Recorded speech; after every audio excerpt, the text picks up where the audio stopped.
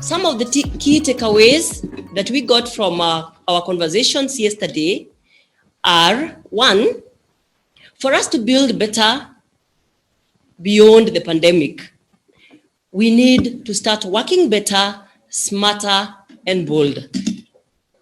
Second, we need to have a regional approach to markets. Third, we need to monetize our agricultural sector. Food security and food safety has to go hand in hand. The fourth thing is that we need collaboration of different actors for impact. Research needs to be implemented, and especially the health research, it needs to be implemented, and social entrepreneurs need to play a key role in implementing this. Number 5, we need to have a comprehensive entrepreneurial education that will help us to see the change that we need to make for impact and for recovery of our economic situation in Africa. Our focus today will be a call to action for an inclusive economic recovery. And this will be the flow of discussion today. In our first session, we'll kick off with our first high-level panel, which will be moderated by Abu Musuza. The second, it will be followed up by 3 brain trust sessions, which will run concurrently. And our last sessions of the day will be: 1, the first will be on technology for humanity, and the second will be impact investing and grant making. These 2 last sessions will also run concurrently. Let us engage more on social media using the hashtag AACOSE 2020. At this moment, I take the opportunity to welcome Mr. Abu Musuza, the co-founder and CEO of Flip Africa Uganda. He will start the session of call for action, which is geared to helping us understand what we need to do better to focus and also to ensure that we have a better flow and a better productivity in Africa beyond the pandemic. Over to you, Mr. Abu. Thank you. I'm honored to be hosting, the start to the day, and the opening panel, and would like to thank very much everyone who's joining us from around the world for this important conversation. I'm also honored to be chairing a panel, of very, very, esteemed people with extraordinary experience, in the topic that we're going to talk about. So today, largely, we're going to be talking about change, and how, work is changing, particularly around social entrepreneurship and how that topic is evolving. This, when we go back to where Ashoka started, almost 40 years ago, Ashoka noticed that market failures, had led to a lot of people being left out of mainstream, education, health, finance, access to justice, or any other, economic systems. And so, traditionally, governments have been coming in to fulfill, some of these responsibilities. But even what government was doing was not sufficient. And so social entrepreneurs, international development partners, non-government organizations have also been coming together, coming in to basically play, part of this role. And, in the earlier times, the old models have been, each of us working, independently, in silos and trying to do the best that we can. But increasingly, we're being forced to rethink those models. We're being forced to co-create and collaborate, and forge new alliances that, hadn't been thought about before. And therefore, there's an increasing demand for more resilient economic and social models. And COVID-19 has just thrown a spanner in the works, and really showed us how, the cracks and stretched resources, our individual resources. And so today we'll basically be talking about,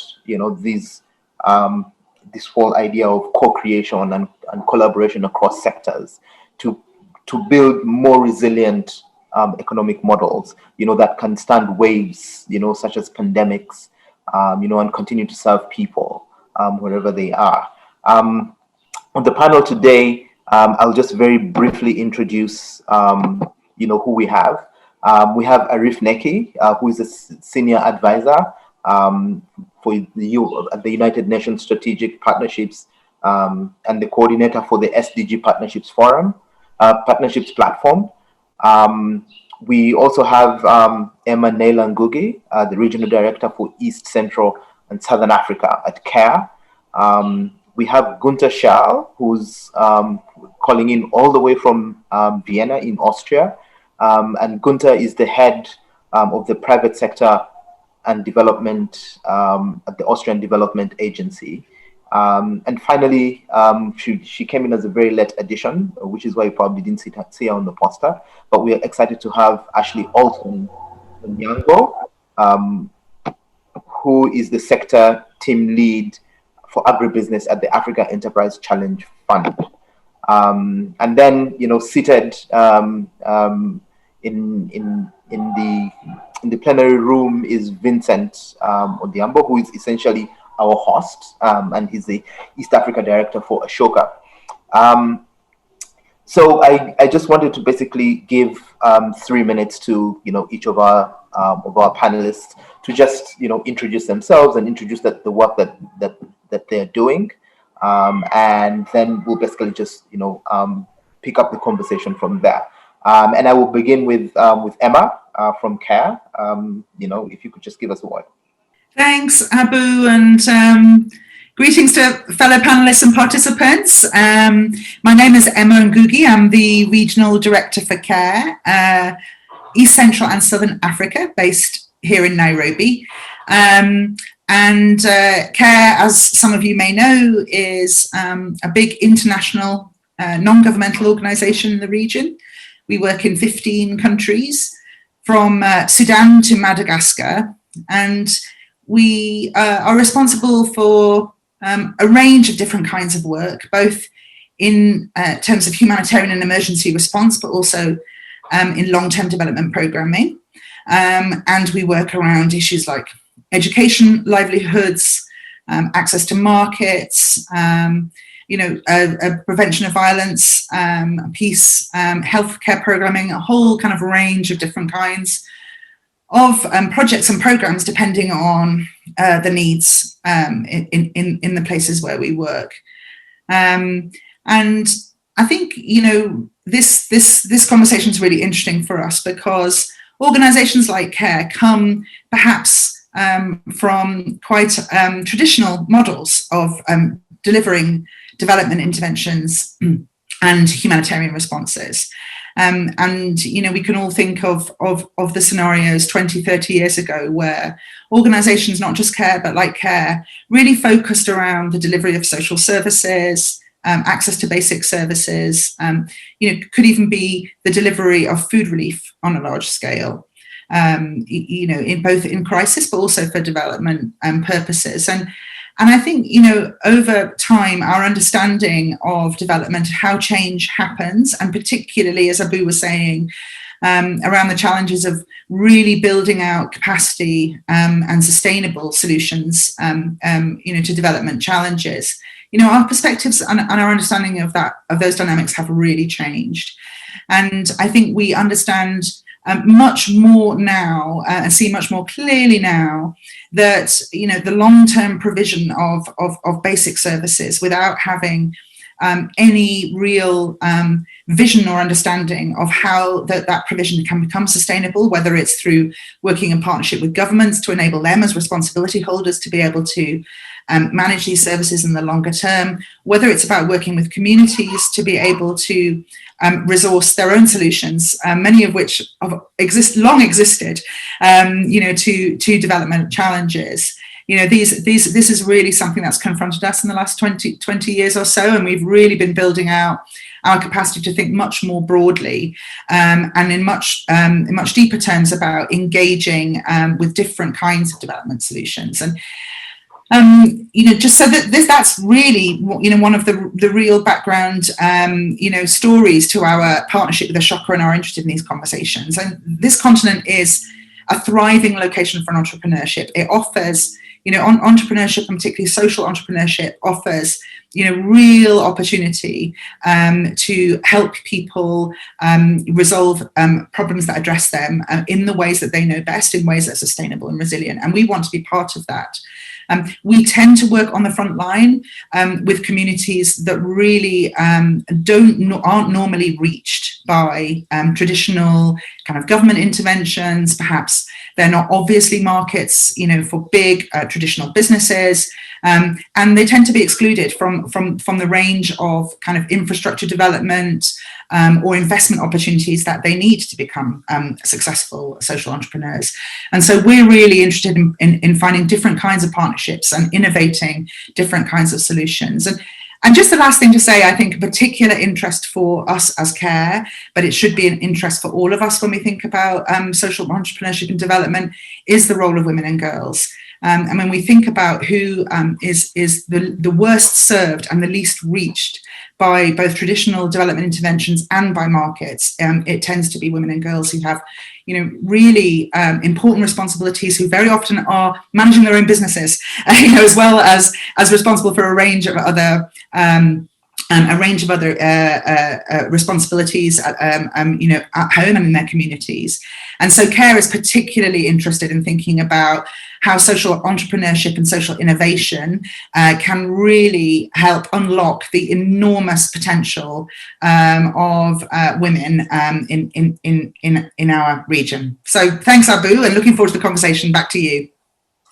Thank you so much, Emma. CARE is a truly fascinating organization. Since I've been interacting with them for the last 3 years and seeing that transition and their thinking.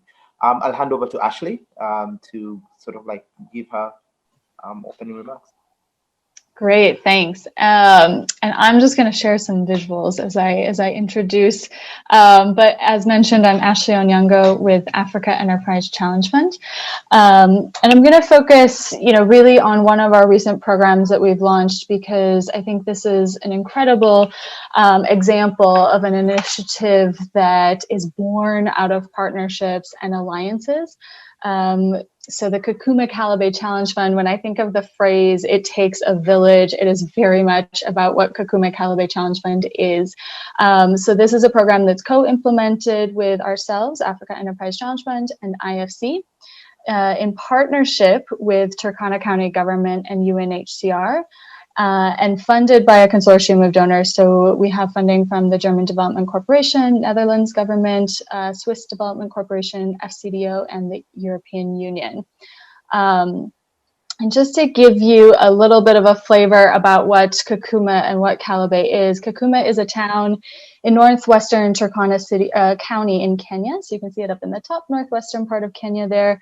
And this is the site of the UNHCR refugee camp that was established in 1992. Over time, the number of refugees coming into the camp were so large and overcrowding that they then expanded into the Calabash settlement, just about 20 kilometers from Kakuma. So that makes up the Kakuma Calabash area, inclusive of the host community, so refugees and local nationals, which embodies about 250,000 people, which is just roughly equal to Kenya's 7th largest city.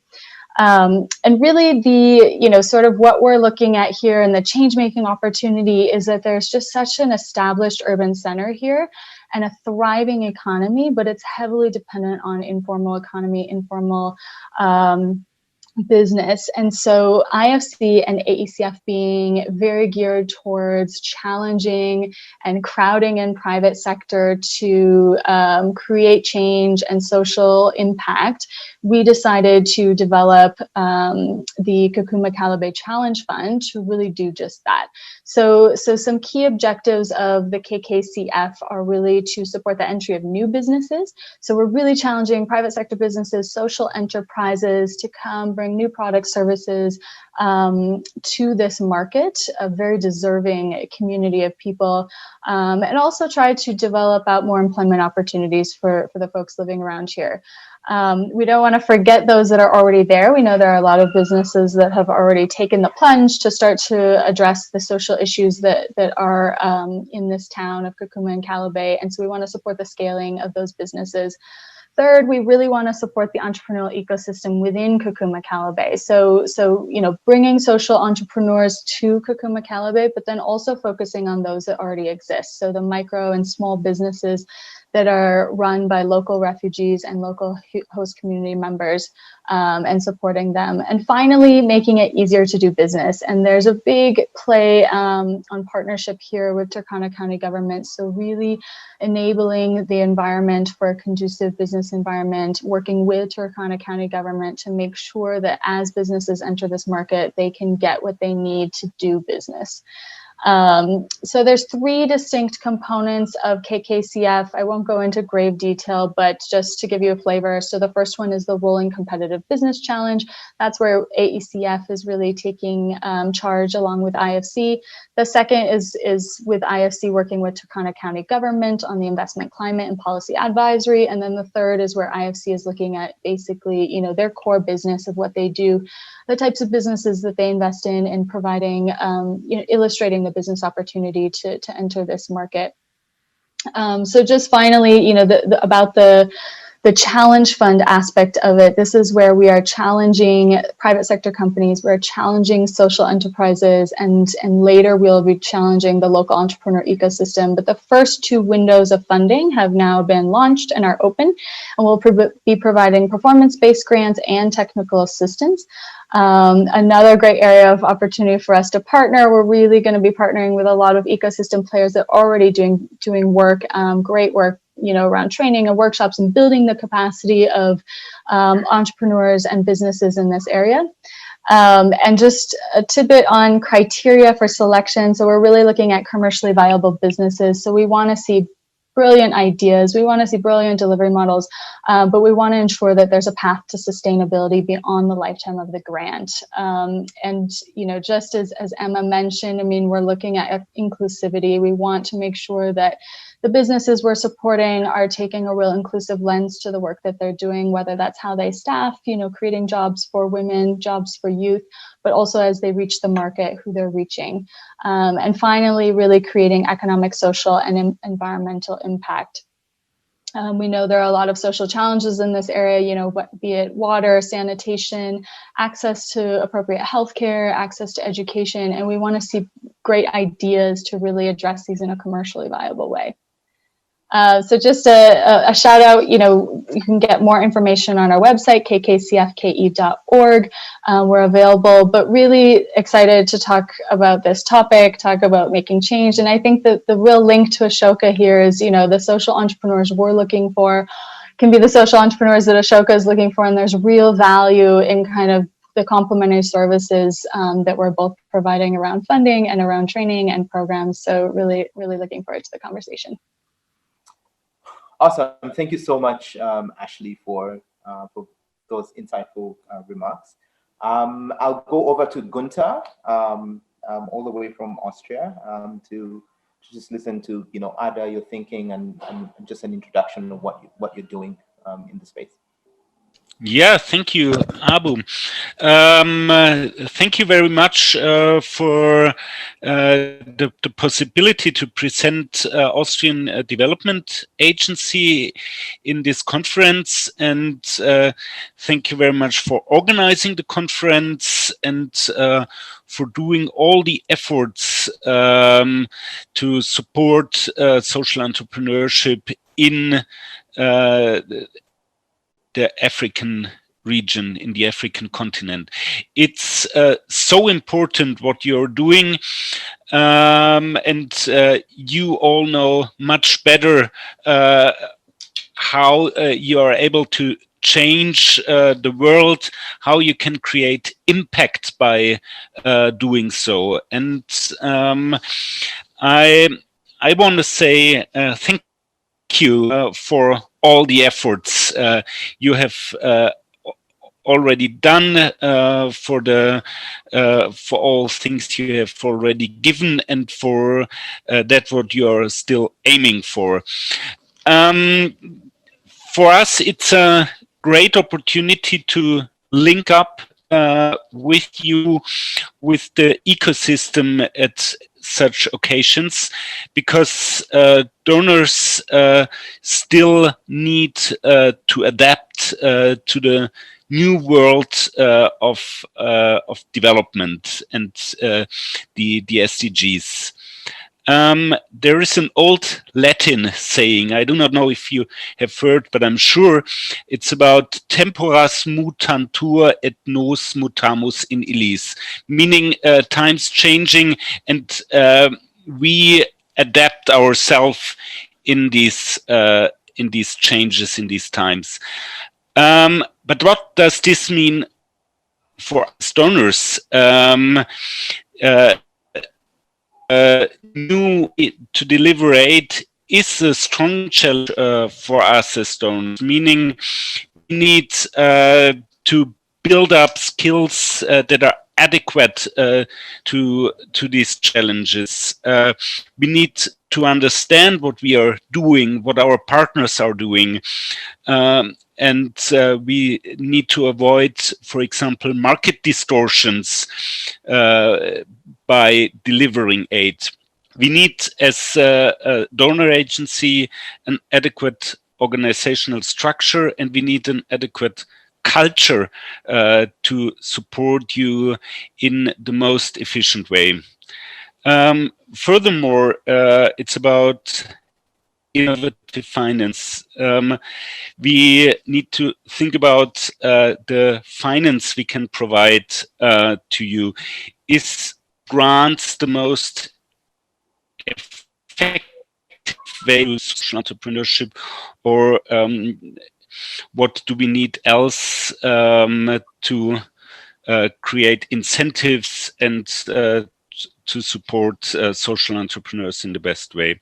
And last but not least, we need ourselves an enabling environment. It's not only the enabling environment for social entrepreneurs, it's also our regulations that's from time to time hinder us in supporting social entrepreneurship. Why do I'm telling this to you? It's to say how important it is to be in dialogue with you, to exchange and to learn from your side, to learn about your challenges, your perspectives, your obstacles, because knowing about all these issues helps us to adapt ourselves, to change ourselves, and in being in such a position, supporting you better to drive change in Africa. Thank you very much. And I wish you all the best for the conference. I'm proud being here, and I'm proud about this occasion to learn out of this dialogue.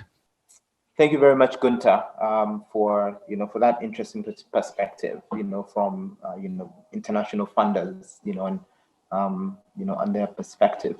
Over to Arif, who comes in with a different perspective from the UN, and working across boundaries, and across sectors. So Arif, your past few remarks. Thank you very much, Abu, and good morning, fellow panelists and participants. Happy to be here. I have a great respect for both Ashoka and for Tangaza, and have had interactions in the past, so delighted to be here. My background is that I am the Senior Advisor for Strategic Partnerships at the UN Resident Coordinator's Office. Kenya is one of the larger footprints of the UN system in the South, which has about 23 agencies, funds, and programs in Nairobi, and including 2 head offices of UNEP and UN Habitat. So our partnership with the government of Kenya, the United Nations Development Assistance Framework, which is a $1.9 billion framework over 5 years, 2018 to 2022, which times exactly with the multi-partner, with the MPT3 as part of Vision 2030, the medium-term plan 3, is really intended to be delivered as a one UN delivery system. So our role is really to coordinate, support, and create the synergy across UN agencies, working with relevant ministry clusters across economic development, social development, and transformative governance. And as we were doing this, we realized that with the changing context, with Kenya being a lower middle income country, rebasing its economy, with aid shifting to trade, with ODA and grant funding shrinking, we needed to think about, under UN reform, the shift from SDG funding to financing. I've been in this environment for a while. I used to run the Aga Khan Foundation as the regional CEO for 14 years for Kenya, Uganda, and Tanzania. And previously, with Societe Generale, the French bank, blending French treasury loans and export credits in the region. So what we've seen over time is that the writing is on the wall. We need to wean ourselves of those sweetheart bilateral grants that tended to generally fund 80% of civil society and foundations locally. So as a result, we've seen that under the SDGs, there's about $0.5 to $1.2 trillion gap in an annual implementation requirement. And the SDGs conversely also provide a $12 billion business opportunity for us. So as we see this new paradigm, we see the not-for-profit and for-profit sectors coming much more closer. And this nexus is an important one for us. The other one is, of course, to see how the world's become a smaller place, and we're all so much more connected that there are opportunities for us to converge much more locally, nationally, and globally. We're also seeing a convergence between humanitarian and development activities, and so that nexus also creates a very interesting opportunity. Ashley's presentation was interesting because I hosted the coordinator of the humanitarian private partnership platform that's trying to work with private sector and drive much of this work as well. So as we see some of these trends, I think the important issues, and Emma alluded to many of them as well, are around, how do we fill the SDG gap? How do we, as a middle income country, ensure sustainability of social impacts? Public funding, as we all know, is hugely constrained. And how do we create an opportunity for us to leapfrog our development processes and not have to wait another 50 years on a Marshall Plan, but in fact, look at harnessing big data, technology, and innovation in the best way possible. And Kenya is a great example of what we call the Silicon Savannah, and how do we kind of tap this whole innovation ecosystem as well. So, in fact, we went with Joe Mucheru, the Minister of ICT, and a team in January, just prior to the COVID breakout, to Silicon Valley, linking the Silicon Savannah and Silicon Valley, and launched an SDG Accelerator Lab last September as well, with Rockefeller Foundation and Silicon Valley universities, led by Berkeley and Stanford. So the approach really that we're taking is that we need to have convergence. We need to break the silos. We need to be able to bring private sector, philanthropy, UN agencies, development partners, government, civil society, social entrepreneurs together across this ecosystem. And I'm fully convinced that, my favorite saying is, we need to drop our egos, logos, and silos and converge for impact. Because here is a great opportunity, and we're seeing in the COVID pandemic, this has become extremely exciting. So after a few years of World Economic Forum events in Durban, Davos, Rwanda, some UN General Assembly side events, we were able to establish enough enthusiasm to create an SDG partnership platform, which is a unique platform that Kenya has established jointly with the government of Kenya and the UN system, create a multi-stakeholder partner platform as an ecosystem to make these connections happen. And the Kenya government launched this at the UN General Assembly in September 2017 with the comment that every conference tends to have pledges of partnerships. but we need a concrete ecosystem to make this happen. And it doesn't just happen by accident, or doesn't need to be transactional or ad hoc. So the SDG Partnership Platform was born, and I was given pretty much the mandate to establish 4 windows across the Big Four agenda that President Kenyatta announced just a few months after we launched. So we have 4 windows: primary healthcare, we have a food and nutrition security window, manufacturing and skills training for youth, and affordable housing. And each of these windows is a public-private partnership with the relevant cabinet secretary, the Council of Governors, the UN, but also the Kenya private sector, and a range of bilaterals, multilaterals, but also philanthropies joining us. Our experience has been that there is great appetite to do this.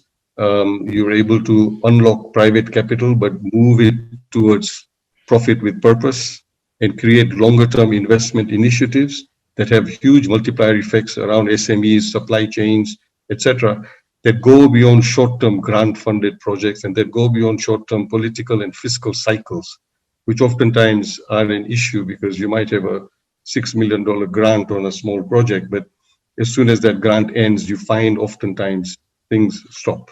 And so how do we create a longer-term shared value leverage of private capital to complement constrained public funding? So in the last 2.5 years, we've been able to successfully create a pipeline of $200 million of primary healthcare investment projects across Kenya.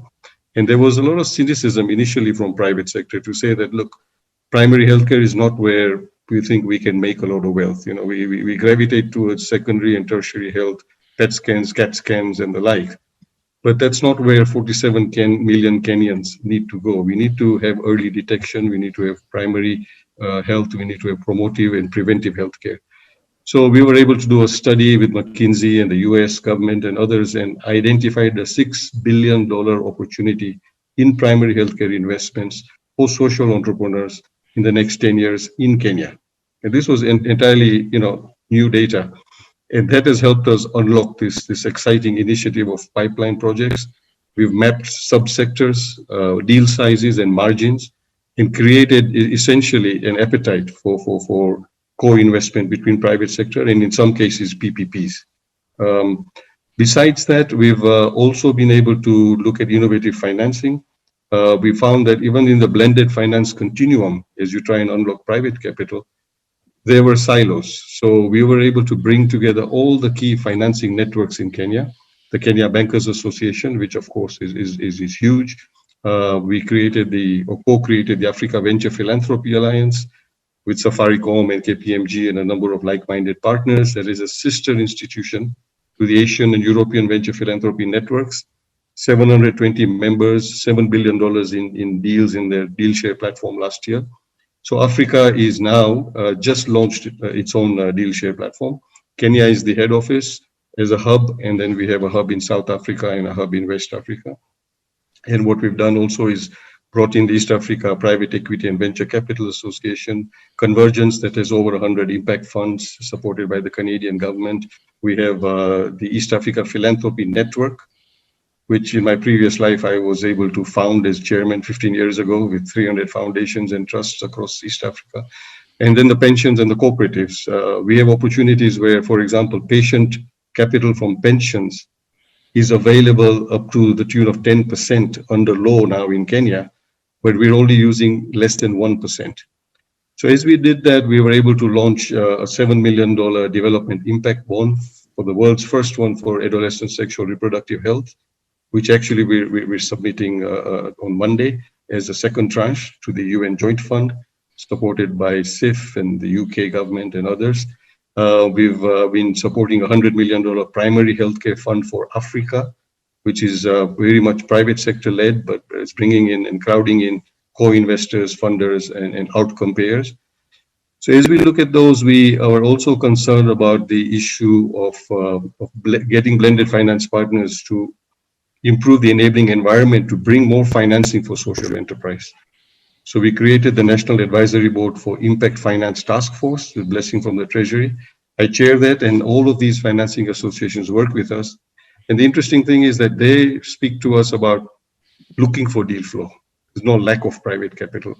And we work with the 47 counties and various county blocks, including Turkana, who basically are looking for more innovative financing that fits the ticket size, the types of conditions that they require, especially since sovereign guarantees are off the table. So the idea is to bring blended financing, to bring innovation, big data and technology, to bring investors, to bring bilateral, multilateral partners, to really converge and drive a pipeline of investments in the longer term. In the agriculture sector, we co-created and launched the Agriculture Sector Network of Kenya, SNET, that works across 100 business membership organizations, jointly with KEPSA, the Private Sector Alliance, and the Chamber of Commerce with the Ministry of Agriculture. We've also launched FinTriNet, a finance, trade, and investment initiative with KEPSA, with the government and development partners, to focus primarily on attracting greater FDI and domestic investments. So I think there's a huge opportunity for all of us to work together and to see how younger, smaller innovators, social enterprises can get the kinds of supports that they're looking for. And we're quite passionate about this because we noticed that, for example, a social enterprise in Kenya is legally registered as any other business. There is no special distinction or recognition. There are no special tax incentives. Whether you're doing 80% impact on the work that a social enterprise is doing on the ground, or whether you're 100% for profit, you're treated the same way by KRA and by others. So how do we create this special class of incentives for social enterprises? The same applies to foundations. Having run foundations for many years, I would always say that foundations are a figment of our imagination in Kenya because we don't have a foundations law. We're either an NGO, a company limited by guarantee, a trust, or a social enterprise, or a society. So we're also looking at those types of legal dispensations to create a class of philanthropists who want to give more for social development. So when I look at this whole nexus of for-profit and not-for-profit, the whole need to unlock private capital to support SDG financing, to complement government financing, I see a great opportunity for us to find ways to scale and create systems influence through social enterprise. We've had 57 years since independence of what I call pilotitis, one pilot after another, which oftentimes dies and gets recycled into new pilots 10 years later. What we need really is systems, influence, and scale. And so from inception, how do we converge? How do we design initiatives that can go beyond short-term political cycles? In 2 years' time, we have elections going. We don't want half of the social enterprises to simply die off. So I think this is a great opportunity, a great conversation, and I look forward to this interaction. Thank you very much for inviting me. Amazing. Thanks, Arif. You've touched on a broad range of things, and and the number of things that you've been involved in, and it's pretty amazing. And I've had conversations with you before around your passion for this nexus. Vincent, I will come back to you at the bottom of these conversations. Part of the parts of being the host is sometimes you come last.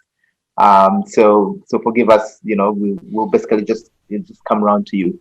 But I wanted to capture the thinking behind what we're doing. I think that's an important point to consider. And I wanted to go back to Emma because yours is a very interesting case. For CARE having gone 75 years, or the past 70 years, doing traditional development. And I know that internally there's this new wave of innovation and connecting with social entrepreneurs, and starting to build more revenue-based models, and supporting that. I wanted to capture what the thinking is, what is it that that CARE has seen, that has informed this this new thinking and this new transition. Thanks, Abu. Well, I mean, there's new and there's new, right? I mean, in some ways, the ingredients, the essential parts of the recipe that the panelists have been discussing in various ways have been there for a long time. And I think one of the things that has become very clear to organizations like CARE is that we need to actually get better at identifying those pieces that are out there and supporting and building on them.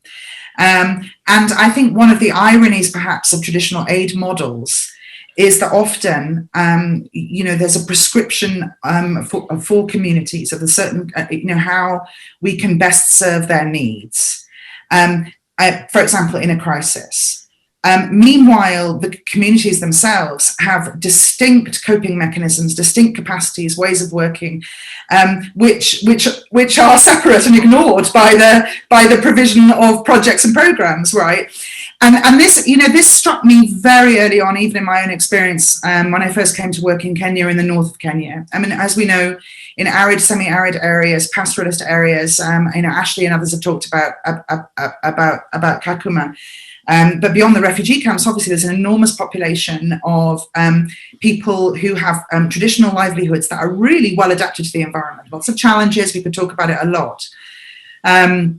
But highly entrepreneurial, reliant on trade, making really sophisticated choices about markets, about movement, about from figuring out where it's best to be, but with an understanding of where it might rain next, for example, through to really sophisticated mechanisms for managing conflict.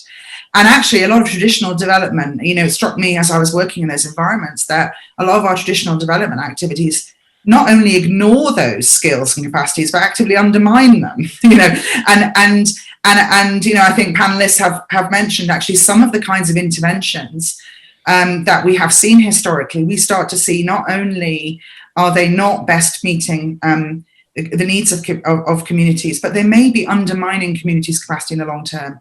The obvious one is around the distribution of food aid, which has enormous negative impacts on markets. And so even 20, 30 years ago, in places like northern Kenya, we were already thinking about, in a time of food crisis, for example, is this a food supply problem or is this a market access problem? Right, and there's enormous amounts of interesting stuff that's been written about this out there, and you can look at this from a kind of rights-based perspective, or you can look at it from an economic markets-based perspective. But either way, you find that actually some of the ideas that we started to implement really were, good examples of ways that social entrepreneurship can really solve problems even in a crisis. So, for example, in that kind of food crisis environment in northern Kenya, is it about shipping in food, or is it about supporting cooperatives, community groups, and social entrepreneurs, for example, with transport subsidies to enable them to purchase food in places where food is a reasonable market price, and transport it up to places where there's been inflation and there's poor access to food, and actually have that as a sort of commercial but social entrepreneurship approach where it's a win-win, where small businesses actually can make sure that they are able to sustain themselves during this time of crisis, and where communities get access to food at a reasonable price.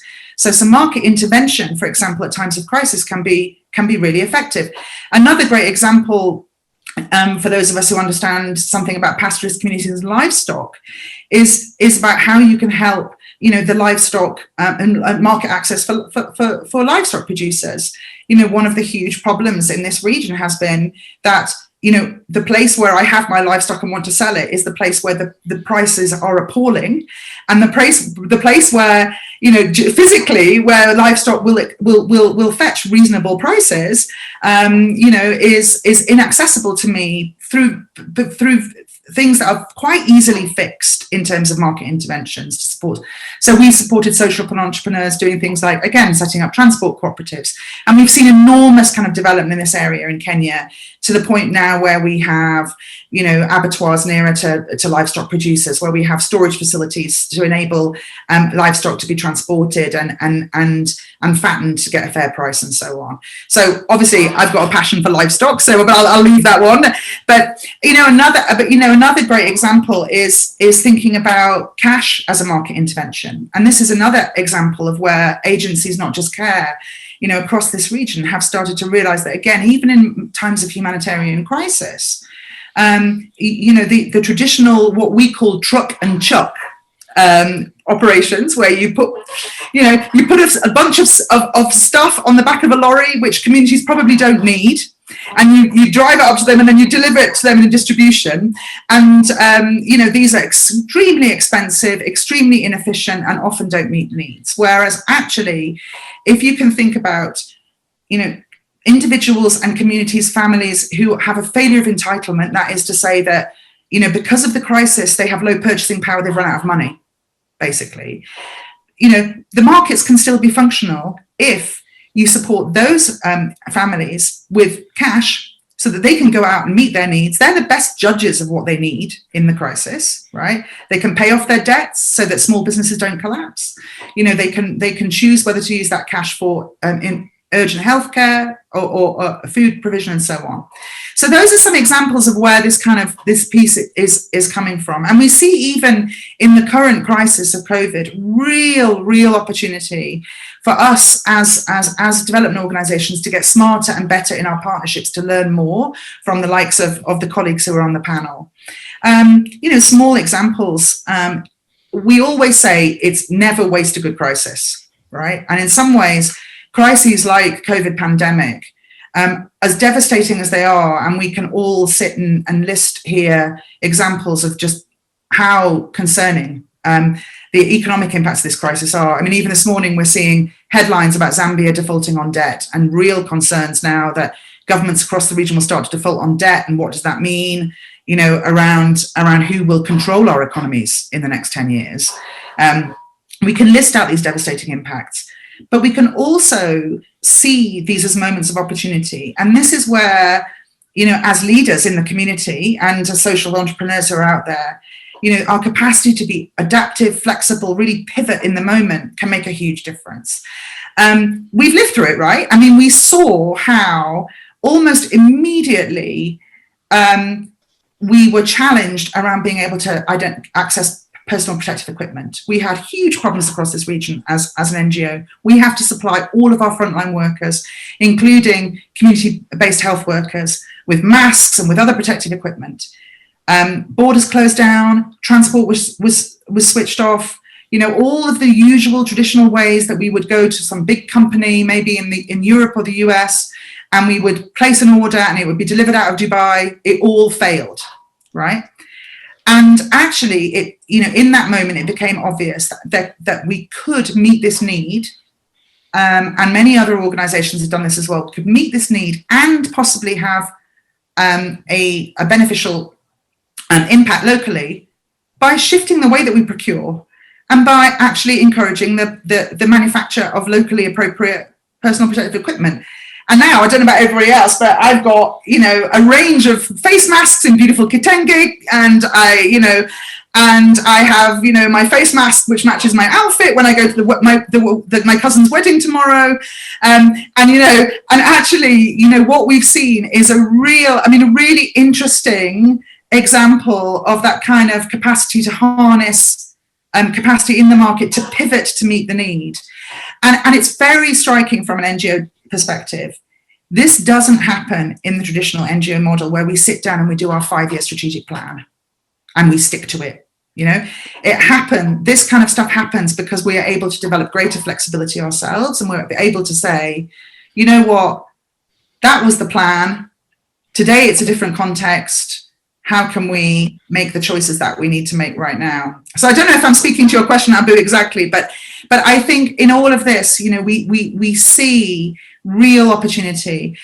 What interests us, particularly in our partnership, is that while there are other organizations out there in the private sector and also represented by colleagues on this call who have a much greater expertise around this piece, around building social entrepreneurship and capacity, we also really believe that it's important for us to be really clear-minded about ensuring that there are positive impacts. And I think that's something that NGOs like CARE can bring to the table. We can offer some perspectives that really challenge, perhaps, and speak to concerns that while the market can function it doesn't for a lot of people. And some of that is about us getting better, you know, at managing our businesses and supporting the growth of businesses. But some of that is about us being really honest and facing into the fact that, you know, there are deep challenges of marginalization, discrimination, you know, that start from the most basic level of, for example, of access to education, which need to be addressed to make our markets fair and functional, and make sure that everybody, the most marginalized folks in our communities, also get a fair shot. Let me stop there. Awesome. Yeah, those are very interesting insights, and, you know, being, you know, part of Ashoka, and, you know, having worked with CARE, we do notice the incredible passion that you have, you know, and drive, you know, to make CARE's work more entrepreneurial, but also to support a lot more social entrepreneurs. Vincent, I'll give you an opportunity to introduce yourself briefly, so that, you know, people who are seeing you and not wondering, you know, who the silent person is. And then I'll come to you, Ashley, you know, around, you know, AACF, you know, and the work that you've been doing for a very long time as well, you know, particularly touching on this point. And I know you have very interesting examples, you know, to share. Vincent. Thank you, Abu. You mentioned, you know, being the host. I think I would have rather just stay as a host and listen to this conversation, because it speaks to, and this is obvious, what Ashoka does, but also what the annual Africa Conference on Social Entrepreneurship is all about. But by name, I'm Vincent Odhiambo, lead Ashoka's work in East Africa.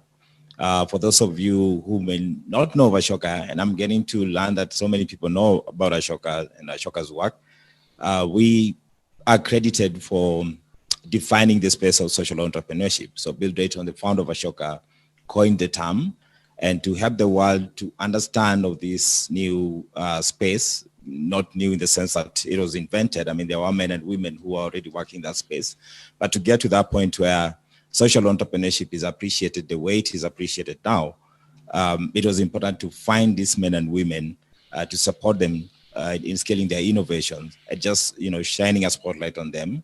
And that is how the world got to know about social entrepreneurship. So what we do with these social entrepreneurs, I mean, Abu being one of the fellows actually from East Africa, and we have about 4,000 plus, a growing number of social entrepreneurs in our network globally. There's two-pronged engagement. One is an engagement to help these social entrepreneurs to scale their innovation. And in terms of scaling here, what we always think about as Ashoka is how do they affect systemic change? And I'll come to that. Then the other one is working with them to get to understand Ashoka's vision of everyone a change maker world, and to support that vision, to support build that vision. And from the conversation so far, there's a lot that is touching on these two. One, if you think about systems change, we see, you know, many social entrepreneurs, you know, figuring out system change around market dynamics. So either increasing access to a service, increasing access to goods, or introducing a new market where none existed. And of course, a lot of many speakers have already spoken about this, looking at those who are marginalized. The other area that we are seeing more social entrepreneurs focusing on is on policy change. So reaching systemic change through policy. And I think I think it was Arif Neki, you mentioned this also in terms of policy, having a proper policy framework to help social entrepreneurs and social enterprises thrive. So this is something that we are seeing a lot of social entrepreneurs kind of focusing on. There is also the business, you know, social congruence. A lot of social entrepreneurs wanting to learn from the business sector, and also, you know, business sector wanting to learn from social entrepreneurs. So those are some of the ways that we are seeing Ashoka Fellows affecting systemic change. And the reason why I'm mentioning this is primarily because of the conversation we are having. To achieve any of these things, I don't think there's any social entrepreneur out there who can do it alone. And I don't think there is any one particular sector that can confidently drive this.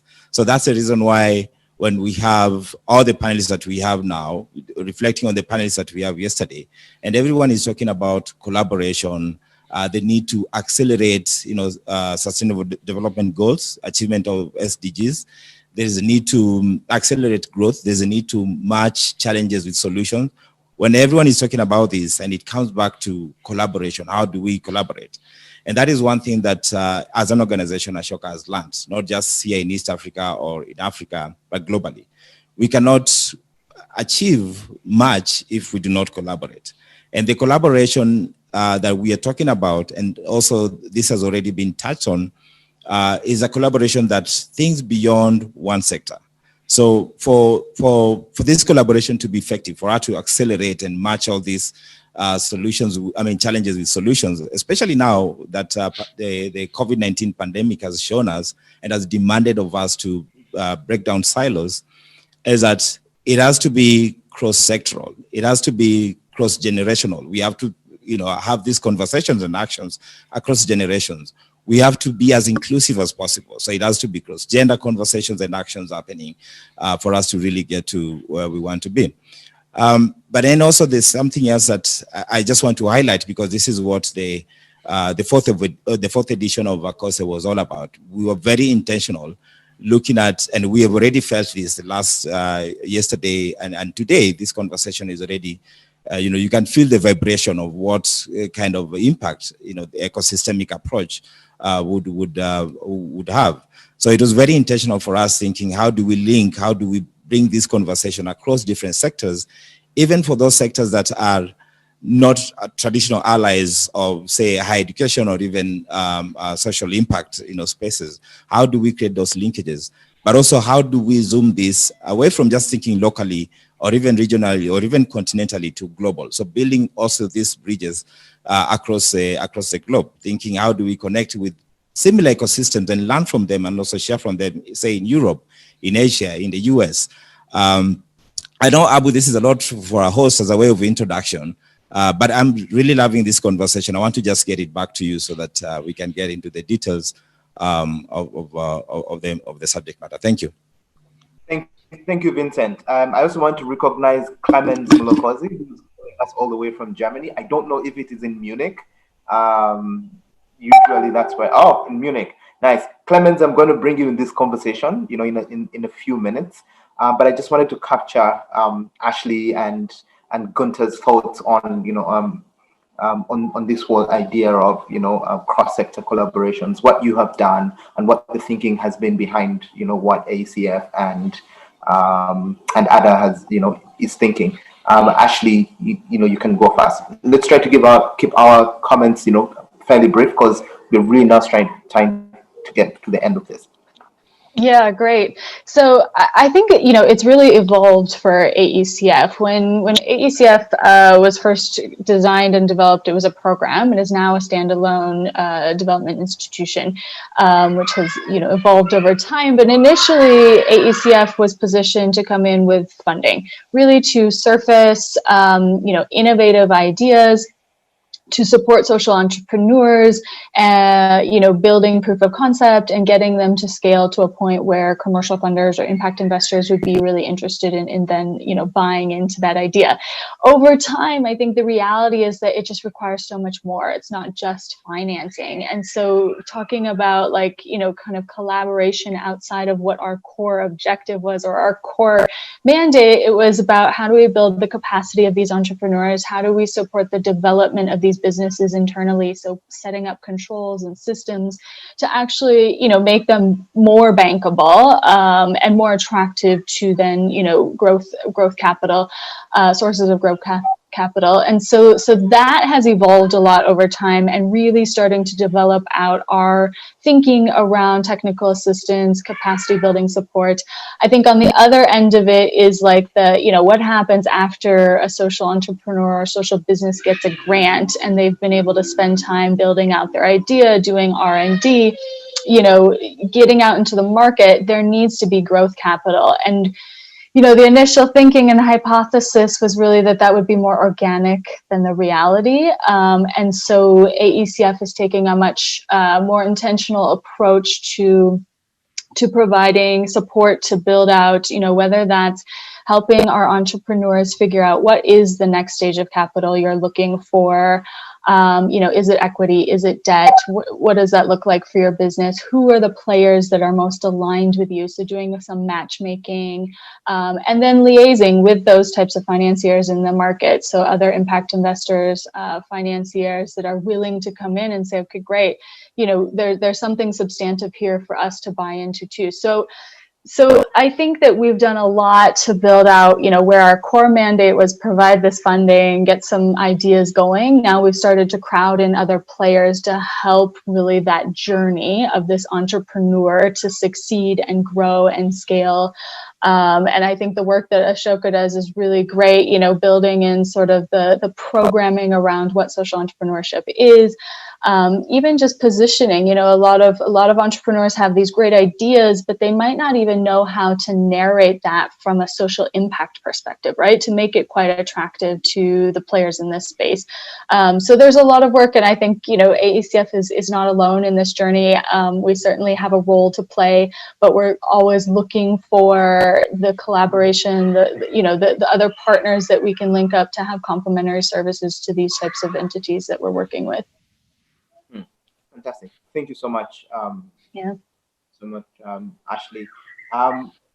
Gunther, from the perspective of an international funder, I know you recently, Ada and Ashoka and CARE recently came together and partnered on this program called the Visionary Program, which is looking at the question of, the kind of leadership that is now required for, cross-sector, economic growth, cross-sector collaborations, and bringing in a lot more players into the social entrepreneurship space. I wanted to understand, from your perspective, what is it that caught your eye in that kind of partnership, and what is it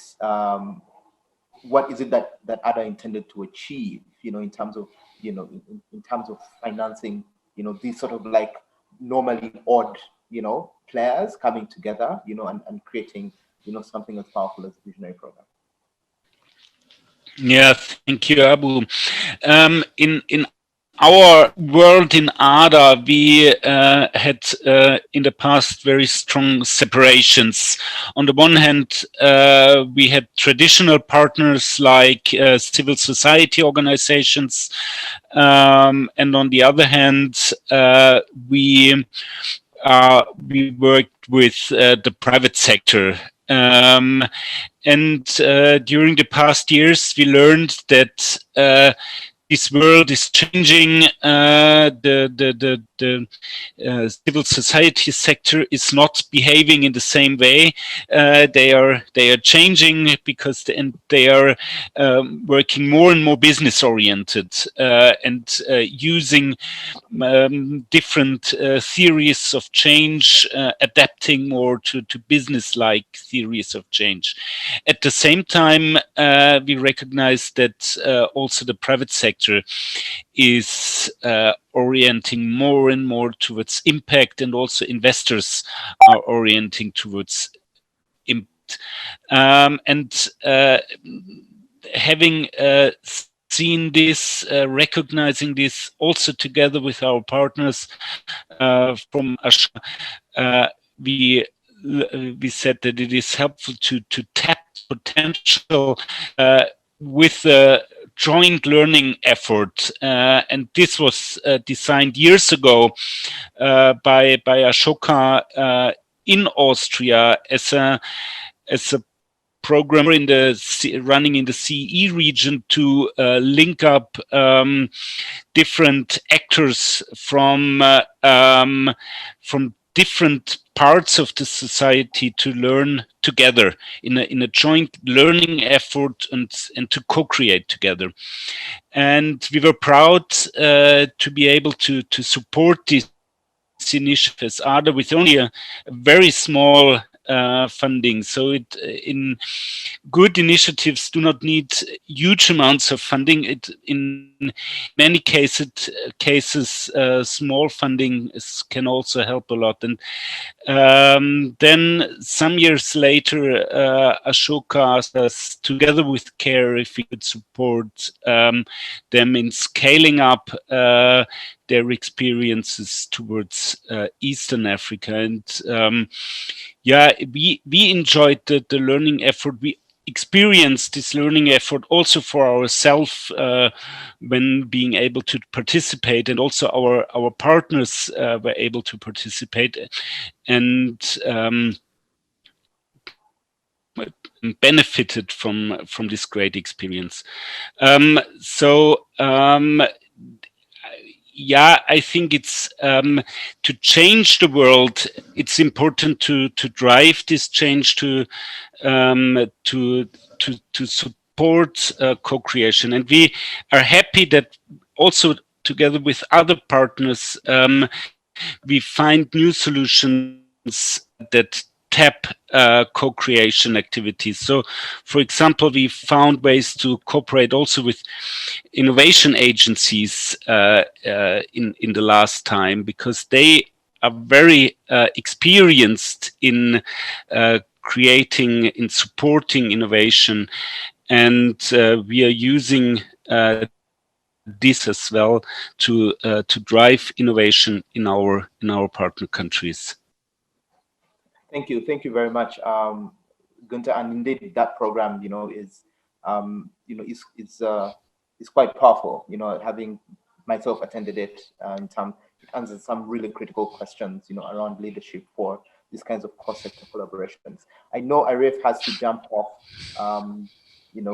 earlier than we're ending, and I wanted to give him an opportunity before I come to you, Clemens. Arif, your final thoughts on. Particularly, I wanted you to touch on the question of leadership. How is leadership changing as we continue to recreate, how we are working, in terms of partnering with people we normally don't partner around creating change. Businesses are beginning to change and looking at their work more in terms of not just the bottom line, but the impact that I'm having on my community. How is business leadership changing? What new skills need to be captured? I wanted to capture your thoughts on that before you jumped off. Thank you, Abu, and a great discussion. I find that there is a much more stronger appetite for collaboration, as I mentioned. And what I'm finding is that as we see private sector, philanthropy, innovators, and others come together, including government, what I find is that, it's not just about the reflex of, the love of God, compassion, and philanthropy. It's also about enlightened self-interest.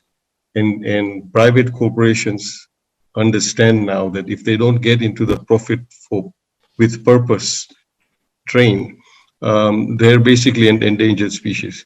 I think a lot of new consumers, a lot of understanding around climate change, understanding about waste, and understanding about social responsibility is actually creating very strong pressure on private sector companies.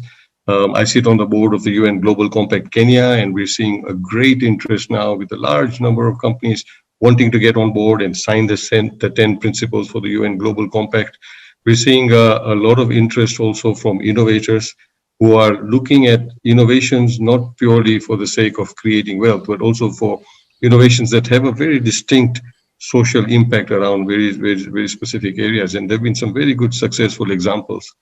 So I think generally I find that there's a really good coming together of leadership for the right reasons, which includes, as I said, enlightened self-interest. It's about creating a win-win. It's about, moving and riding the changing financing and funding patterns, the changing consumer patterns as well. The other thing that I find very important is that, the average age in Kenya and in Africa is 19. We have what's often referred to as the demographic dividend potential here.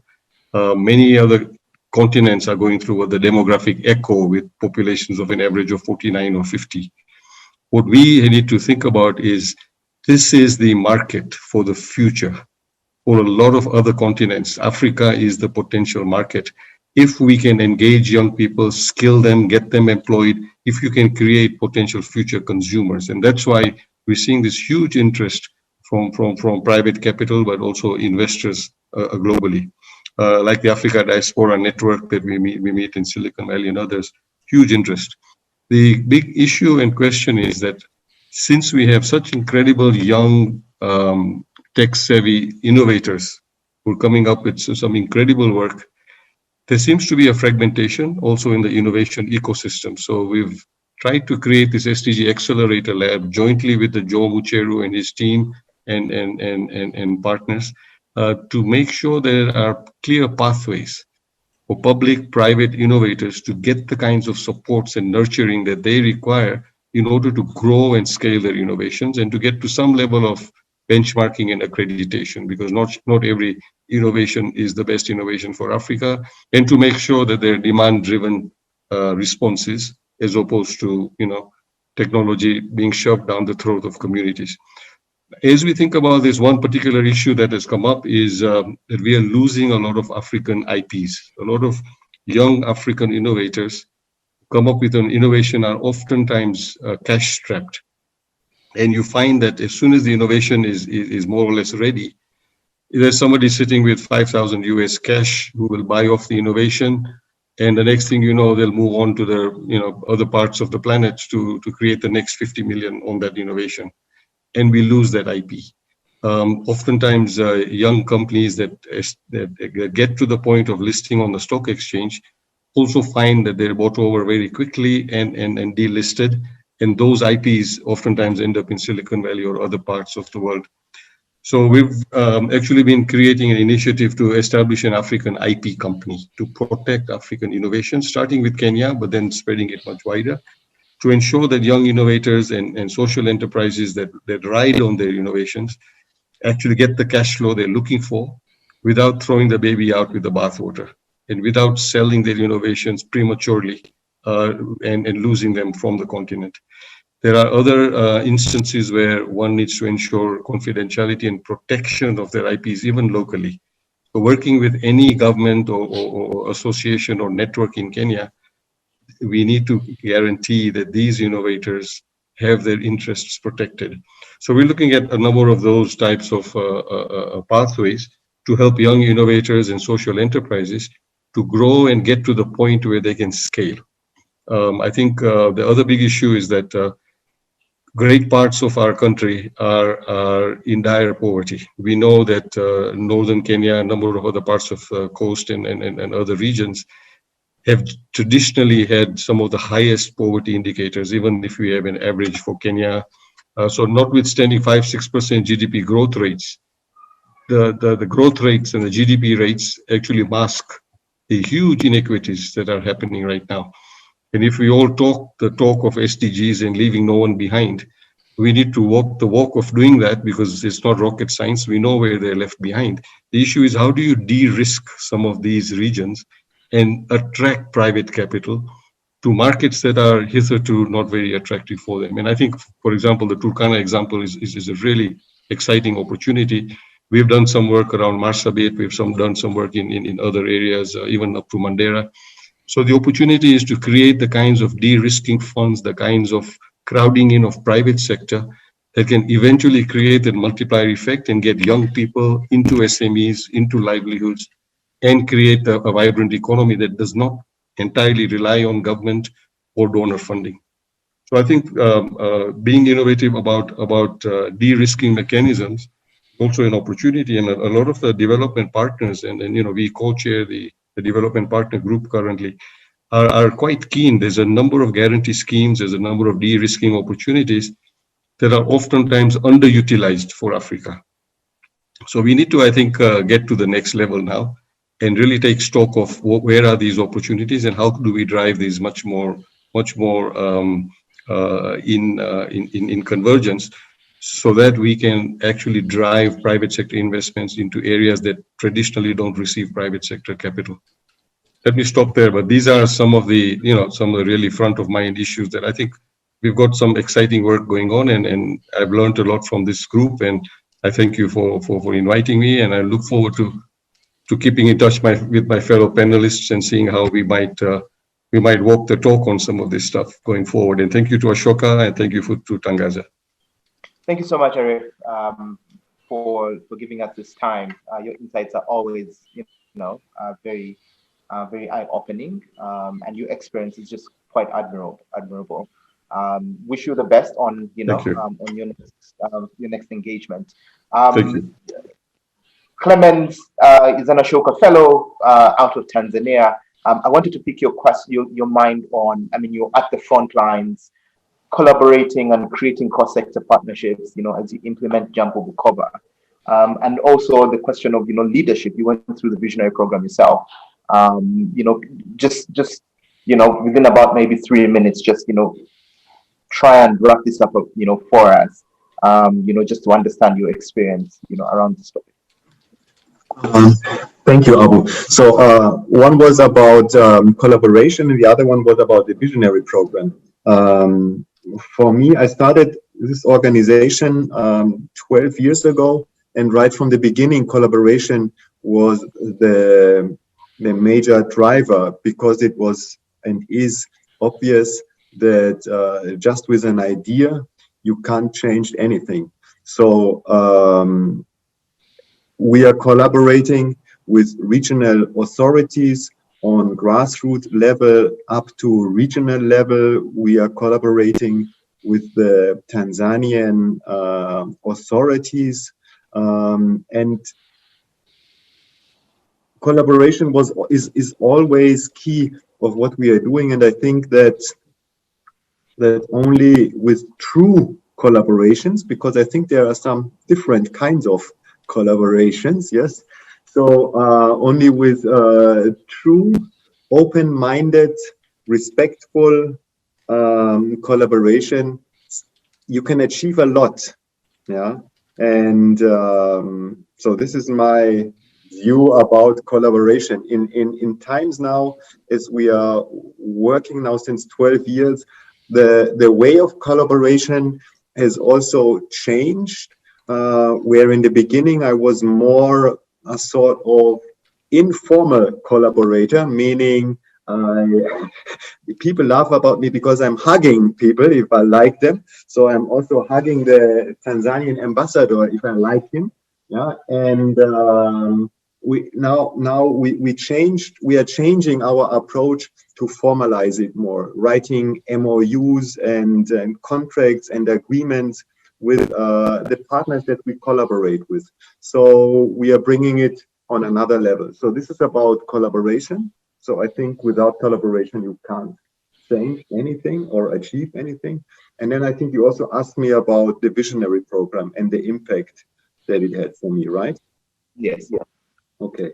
So I joined the visionary program in 2017. I just looked at the certificate that I had, and I was really, really excited, happy that there is this kind of program here in Europe. I was happy to see you again, Abu, because I met you before that in Uganda, and it was great for me while I'm living in Germany, but we are working in Tanzania, to see African friends and peers there at this visionary program. So this was already the first thing that was really great, that it is so heterogeneous. So it is so many different people there, from organizations, from administrations, and for example, you were there, and also Sheila, another lady from Uganda was there. So I think if you want to change things, you need to be together with people who have the same spirit, because this inspires you. And sometimes you are facing hard times, and in these hard times, it's great to be connected to others who may have similar experiences, or can also tell you, yes, this is just the way it is, but after that comes another thing. So it was a great inspiration for me. We had 7 modules about social entrepreneurship, impact, and social business modeling. But I want to highlight one thing that was really important, most important for me. And this is a topic about system change, because I found it my organization like, yeah, you see a problem, you want to change it, you look what is the right body for it. We use an NGO, and the idea of system change was completely new for me, and to have the opportunity to learn from others, from Ashoka fellows, but also from others in the sector, was a great opportunity, and also to connect. I think it was more than 3 minutes, sorry. Thank you so much, Clemens. And I'm very quickly going to share my screen and show you what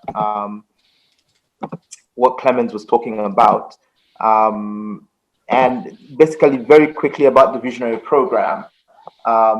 It basically answers that question, and this is what Care, Ashoka, and ADA have been collaborating on. That question of, now that there's a need to develop more resilient models, based on cross-sector collaborations.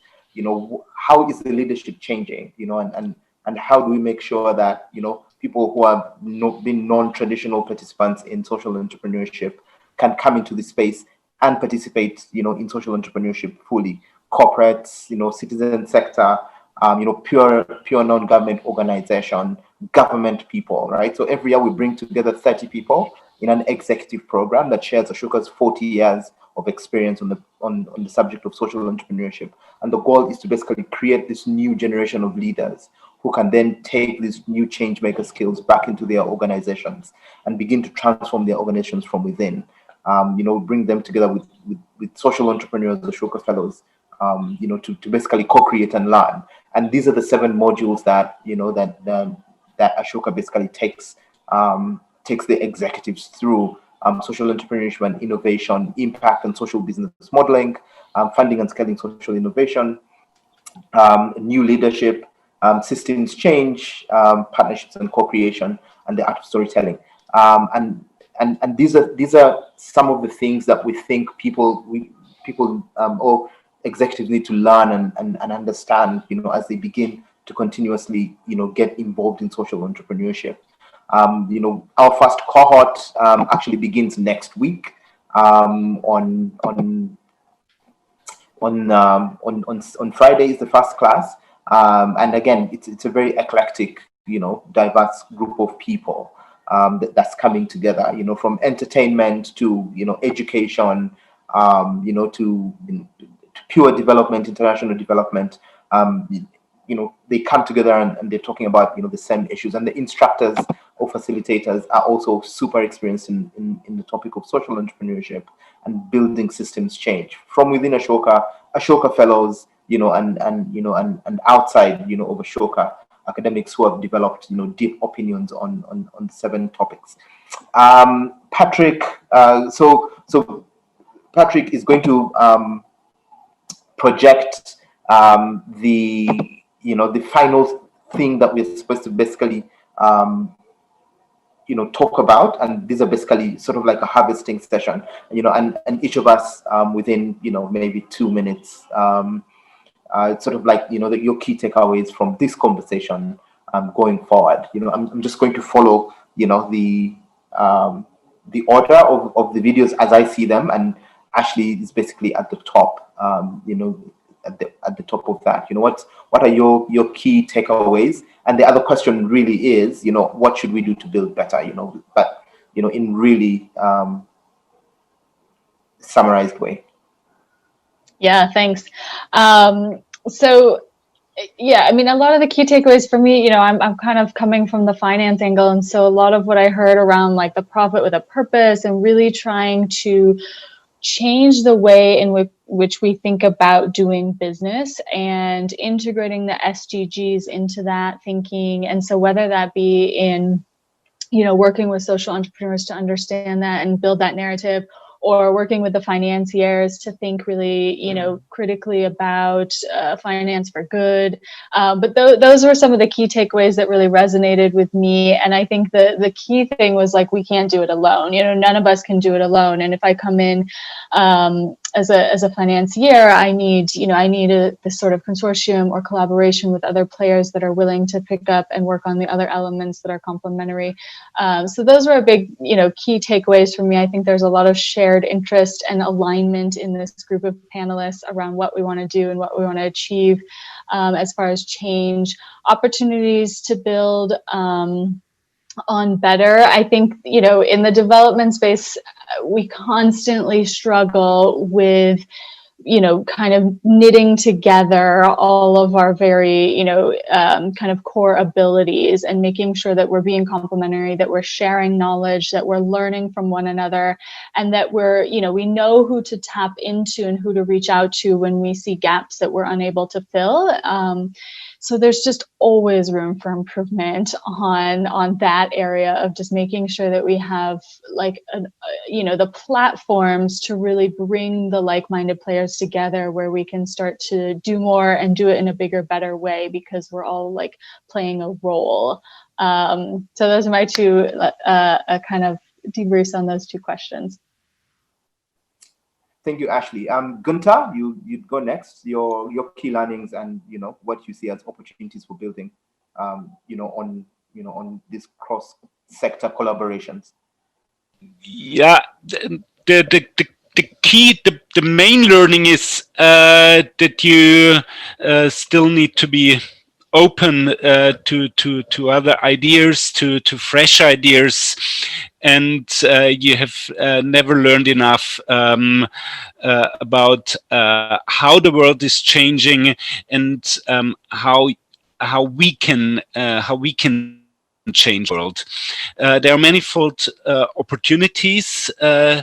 Maybe there are more opportunities than obstacles, but without understanding the how and the why, we will not be able to solve it. And this understanding is only possible if we do it in a joint manner, if we listen to each other, if we listen to each other's problems, and having said this, I'm really looking forward working together with Ashoka on new opportunities, on new problems, on new solutions. I know that there are always fresh ideas from Ashoka, and I'm happy about this cooperation. And there are always ideas and that also challenge our systems at ADA. That's quite helpful and makes business more interesting, because it's not business as usual for us. It's always new. It's always seeks for new approaches within our own systems. So yeah, it's a very helpful thing, and I would really be happy if we could also help to scale up existing activities, grow existing approaches, and bring together people as well in the future. Thank you, Gunther. We really appreciate the support of ADA in the work that that's happening on the continent. And Emma, your final thoughts on the two questions.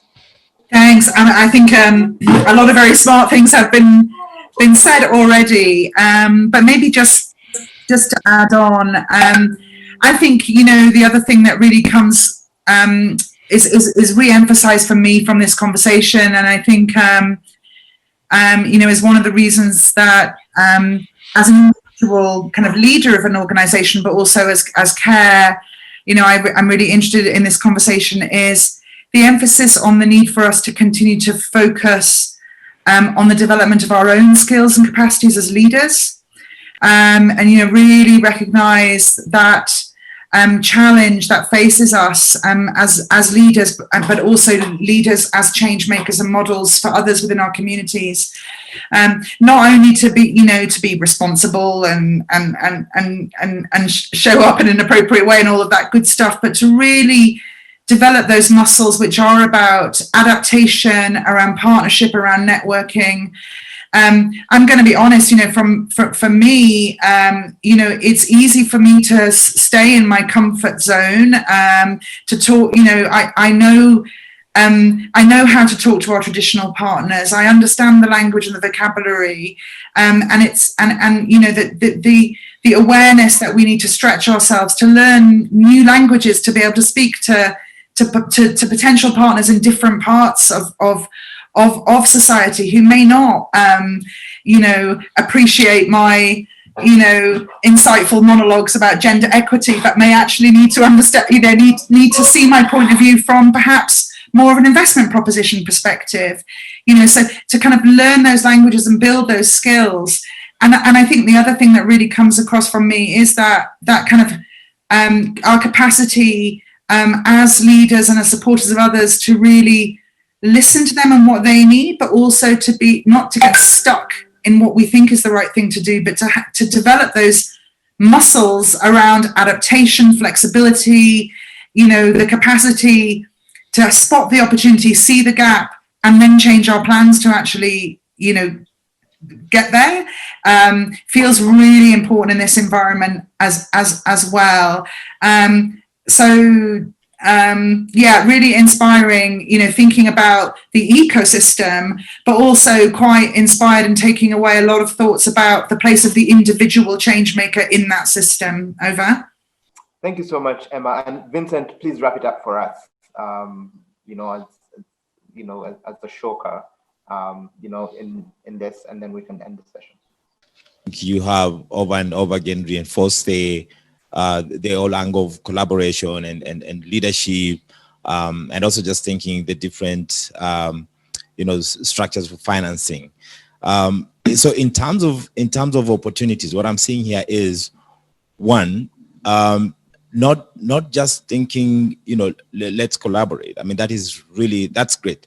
But I'm thinking let's collaborate more to drive away from, to improve upon the direct service orientation that most social enterprises, most social entrepreneurs are inclined towards, to more of systems change, because that's really the only way we will get to address some of these challenges. Or when we continue finding solutions for new challenges, they won't be the same challenges that we've been trying to address. So for me, that is one opportunity that I'm seeing. The other thing, my key takeaway is that we're just a step away from actualizing a lot of things that we'll be talking about. I look at, this conference, for instance, like I said earlier on, we were very intentional. We want to get those people that we don't interact with as much in the social impact space. And also we want to get those that we interact with, yes, but, sort of see things from a different perspective. So cross sector collaboration is real. This can happen. And again, the other thing, my key takeaway again, Abu, is that the environment is absolutely ripe to support this kind of engagement. Everything, all elements seems to be aligning to support more of this. And then also there is plenty of knowledge within the ecosystem. There are plenty of tools. And I like the fact that you talked about the visionary program that is kicking off in East Africa. That is like that's one of the tools that, we can plug in. Other social entrepreneurs can and other leaders can want to help them understand what the social impact looks like, especially those who are coming from the private sector.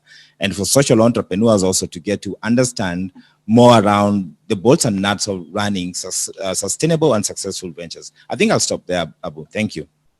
Thank you very much, Vincent. And, thank you, everyone, for spending a few hours of your morning with us.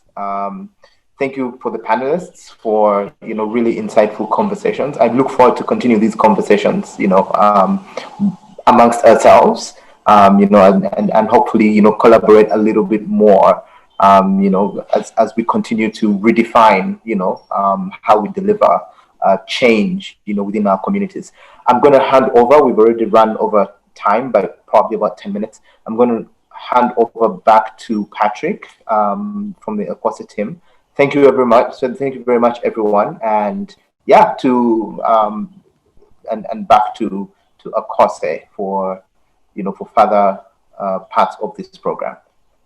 Thank you very much, Abu. Thank you for that session. Very insightful. And it's a very good way to see how we can have concrete ecosystem for actualizing systems that will work for us. Now, I would like to introduce Dr. Jeketule Soko, who on behalf of Tangaza will give some closing remarks. And after that, we will have Vincent giving some remarks. And then I'll be back to tell you what is happening in the afternoon. Thank you. Jeketule. Ladies and gentlemen, we have come to the closure of the 4th Annual African Conference on Social Entrepreneurship, AACOSE. Allow me to give a few remarks and thoughts about the conference. This conference comprised of sponsors, organizers, partners, and participants who reflected on the current reality of our society and how we can respond to the challenges of our society in a better and transformed way.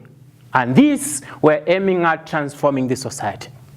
And indeed, ladies and gentlemen, without your support, we wouldn't have been successful. The theme of the conference is really ideal for today's world. The central theme, the central question that we asked was, how can social entrepreneurship be a paradigm for inclusive economic growth and recovery? And this was really key in our conference. And this was so that we can all move together to address the societal challenges. And the conference brought retrospective questions on the nexus of academia and practitioners, and also how the community can participate in their own sustainable development. Ladies and gentlemen, the academia brought knowledge and skills on how to identify research gaps and how to actually respond to those research gaps. And the practitioners were actually able to address those issues based on the research gaps from the academia. Additionally, this conference actually helped us to be empowered with the right tools to address societal challenges. Practitioners have brought out the experience to inform academia so that they develop curricula that resonates with the societal needs. And we're asking ourselves what works and what doesn't work so that we can address the societal challenges. We have shared knowledge, we have shared insights, we have shared competencies, and we have created networks within this actually conference. And more importantly, we have been able to participate in addressing sustainable development goals within our deliberations. We have discussed, ladies and gentlemen, in our plenaries, in our breakout sessions, a number of issues. Allow me at this point to point out a few of those elements. The element of COVID has brought out several issues that made us to actually move with change. And we have actually been moving with that tremendous change. For example, in the area of sustainable agriculture, we asked ourselves, how does social entrepreneurship contribute to sustainable agriculture? And how can it contribute better? And the challenges of the middleman and the contribution of technology to enhance sustainable agriculture were core in our discussions. As regards to health systems, we also talked about how does social entrepreneurship contribute to health systems? What models work? What models can be scaled up? And we also looked at how COVID has brought about synchronous and asynchronous learning in the education sector. But we also faced some challenges there when we were actually discussing does actually synchronous and asynchronous learning or e-learning, does it leave others out? Does it leave the margins out? How do social entrepreneurship models bridge the gap? And this was actually what we are discussing in our conference. So that education is for all, not only for those who have. We also moved further to look at ethics, and we asked ourselves, how can social entrepreneurship bring about economic justice and social impact? We explored the role of social financing in creating impact on society, and especially for those who are at the bottom of the pyramid. We also looked at technology, and indeed, as you have noted in our discussions, we looked at how technology has brought out enormous innovations which entrepreneurs have embraced. We have looked at remote working. We have looked at other policies which we can put in place in academia. We have deliberated on how entrepreneurs can be innovative in using technology to address societal challenges. As we come to the end of this conference, we ask ourselves, how do we continue the fire of social entrepreneurship? Fellow entrepreneurs, we need to collaborate so that we can make a difference in the society. We need to continue this social entrepreneurship discussion space. Tangaza College offers an innovative program on social entrepreneurship, which aims at empowering students with hands-on knowledge and skills on entrepreneurship through actually the Masters in Business Administration. Could that be one of the elements we can embrace? AACOSE offers innovative visionary program which supports social entrepreneurs who can actually be change. AACOSE offers an innovative visionary program which supports social entrepreneurs who are actually change makers globally. Ladies and gentlemen, let this not be the end, but the beginning of a greater collaboration among us social entrepreneurs. And with these few remarks, I thank you very much for participating in this AACOSE conference. Thank you. Thank you very much, Dr. Jeketule. Thank you for those clear remarks that we really need to collaborate for engaging further into entrepreneurship and making a good economic recovery in Africa. At this moment, I will invite Vincent Othiambo, who is the AACOSE Regional Director. Welcome, Vincent. Thank you. Thank you, Benedetta. Thanks to everyone who has joined this morning and also who has been part of this since yesterday. I think the panelists, you have touched on so many points that I wanted to, summarize. I want to resist that temptation. But all in all, one of the things that really has come out strongly and what AACOSE was intending to model is the ecosystemic approach when it comes to solving the many challenges that we are seeing across the continent, but also across the world. We are appreciating more and more that silos have to be broken. And we are seeing, from case examples that we have been following throughout this conference since yesterday, that there are organizations, there are individuals, there are international NGOs like CARE, there are also private development partners like Ocean Development Authority, for instance, and there are also institutions of higher learning like Tangaza through the Institute of Social Transformation. There are also other private sector players, the corporates, the traditional corporates, who are embracing this and are already moving into collaborate more intentionally to accelerate impact and also to find better ways to innovate and better ways to hasten our development as a continent. Now, Jeketule has mentioned the annual Africa Conference on Social Entrepreneurship being a nexus between social entrepreneurs and academia. So during the opening, I mentioned something here that was the original idea. But of course, seeing two things. One, the way the world is changing, the reality is that you cannot even just think about solutions for anything, just two sectors. It is not practical. It is also not sustainable. So we became very intentional to reach out to partners that we've always reached out to, partners that we've never reached out to, people that we had ways of connecting with and people that we didn't have ways of connecting with. Institutions that traditionally would have shied away from being associated with what some people confuse to be charity work, social entrepreneurship, to institutions that are absolutely aligned to the whole idea of running business in a way that you're thinking of your stakeholders, not just your shareholders. It's running business with a purpose. We reach out to everyone. And that is how the annual Africa Conference of Social Entrepreneurship, the 4th edition, became a reality. And also, this would not have been a reality if it were not for you who joined as a participant or as a keynote speaker in a plenary like the one that we just had, or as a speaker in the Brain Trust session, where we put together experts to help in unpacking and, of course, finding solutions, advising, giving strategic advice, opening up opportunities to participants. And I think that is the session that is coming after this. We also have the thematic areas that we have, again, also identified experts who have come in. And we want to thank you also for those who help us put together this content.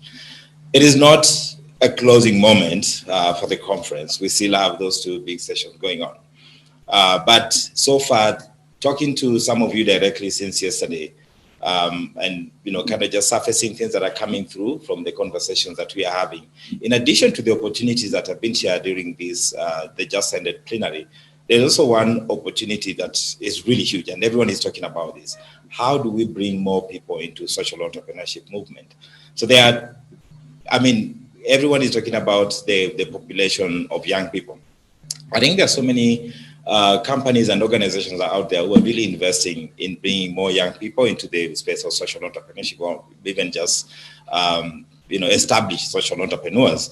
So mine is to point that out because of the special interest that we have as Ashoka also in, advancing this vision for everyone at Changemaker World, where everyone gets to have the skill, the network, the competency that it takes for them to solve problems, as they occur. I know one of the partners that we've collaborated with here is Nestle East Africa, Eastern Southern Africa, that is also heavily investing in supporting young people into social entrepreneurship and change making. The same I've seen with Bayer East Africa. The reason why I'm mentioning this is that there is that huge opportunity. If we look at all these different players who have been, in this panel that has just ended, we need to kind of just think of that as well, like put a bit more premium on supporting more young people into social entrepreneurship. It could also be some of the trainings that a university like Tangaza is offering. And so for me, that is one thing that I just wanted to mention because of that interest for us to grow a generation of more social entrepreneurs, of more change makers, people are able to solve for the different challenges that we're seeing, because that is what the world is currently demanding. That is the reality that the COVID pandemic has sort of showed us. The other thing also that we've surfaced from the different conversations is that there is a possibility of some initiatives coming off the annual Africa Conference of Social Entrepreneurship. One of these is an ecosystem learning lab. And maybe some of these things are not necessarily, we're not going to pursue them to actualize them, unless there is support, unless there is interest, but just to mention some of the things that are coming out. There is that idea of probably having a capacity building space, could be virtual, because then we are able to connect from different parts. And there's one that has really, really interested me, that we could actually have the annual Africa Conference of Social Entrepreneurship happening in different regions. We have the conference attracted people from across the continent, really. And this is, of course, because of the networks that we were able to bring. Their suggestion, if you could have it in South Africa, if you could have it in West Africa, either Sahel or Anglophone. And also there is a proposal that can we move this to even Europe, in the US. So we are loving some of these things that are already coming back, because we still have 2 more sessions, the Brain Trust and the different thematic areas that is coming up. I know we will surface more by the end of this conference, and we will be sharing. Now, let me thank specifically our partners here who, because of their investment in this conference, we made it possible. Those who participated, of course, those who have been panelists, of course, and the team that has been organizing this, of course, including Newmark. We appreciate all of you. I want to mention the Ashoka Visionary Program that brings together this partnership of CARE, Austrian Development Authority, PwC, and of course Ashoka. I also want to mention E4 Impact, who have been part and parcel of AACOSE since the very beginning. They continue, supporting AACOSE. I also want to mention MESP, who have also been a supporter of AACOSE since the very beginning. Timos also been a key supporter of AACOSE. Vilgro Kenya, which is now grown to become Vilgro Africa, has been a key supporter of AACOSE. And Nestle East and Southern Africa also has been a key supporter of AACOSE. This is to mention just but a few, but all the partners who participated here, be it in terms of helping us figure out the content, and a special shout out to the brain trust experts, because we know you could have been spending this time trying to do something, doing something different. But you have given your expertise, you've given your knowledge, you've given your time to come and share and help social entrepreneurs and other participants to figure out solutions to challenges around leadership, around financing or funding, and also around collaboration. We appreciate you. The conference continues until the end of the day. When the conference comes to an end, you can sign off to your favorite song. Mine will be Jerusalem. But all in all, we are looking forward to seeing you immediately after the conference. We will be sharing a communique to you via email, and also we'll keep you updated on some of these issues and suggestions that are coming up, the ideas that are coming up. We will keep you updated through a newsletter. Thank you so much, and may you continue enjoying. Thank you very much, Vincent. It's a pleasure having you around to give us those remarks. Thank you very much. This is Benedetta Karaoke from Tangaza University College. Thank you.